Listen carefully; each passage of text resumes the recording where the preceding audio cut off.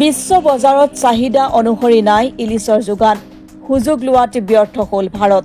2019ৰ পৰাই হ্ৰাস পাইছে বাংলাদেশৰ ইলিছৰ বজাৰ সুযোগ পায়ো গ্ৰহণ কৰিব পৰা নাই ভাৰতে বিশ্বৰ মাছৰ বজাৰখনত ইলিছ মাছৰ এক সুকীয়া স্থান আছে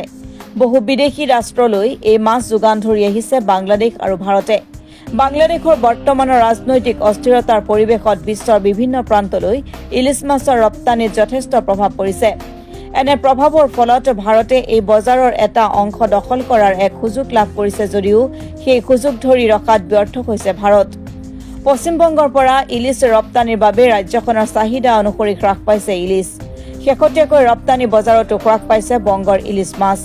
বিশ্ব বজাৰৰ ইলিছৰ সৰ্ববৃহৎ যোগানকাৰী বাংলাদেশৰ ৰাজনৈতিক অস্থিৰতাৰ বাবে বিশ্ব বজাৰলৈ অধিক পৰিমাণে ইলিছ যোগান ধৰি বংগৰ মৎস্য ব্যৱসায়ীৰ বৃহৎ আয়ৰো সুযোগ সৃষ্টি হৈছিল পশ্চিম বংগৰ পৰা ইলিছ মাছৰ ৰপ্তানি হৈছে মাত্ৰ 290 কেজি বিশ্ব বজাৰলৈ সৰ্বাধিক ইলিছ ৰপ্তানি কৰি অহাৰ নাম অৰ্জন কৰিছে বাংলাদেশে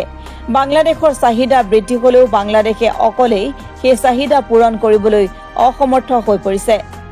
দেশখনৰ পৰা ৰপ্তানি হোৱা ইলিছৰ পৰিমাণো হ্ৰাস পাইছে ভাৰতে কিয় ল'ব পৰা নাই সুযোগ সেয়া হৈ পৰিব লক্ষণীয় নিউজ এক্সপোৰ্ট গণ অধিকাৰ লাইভ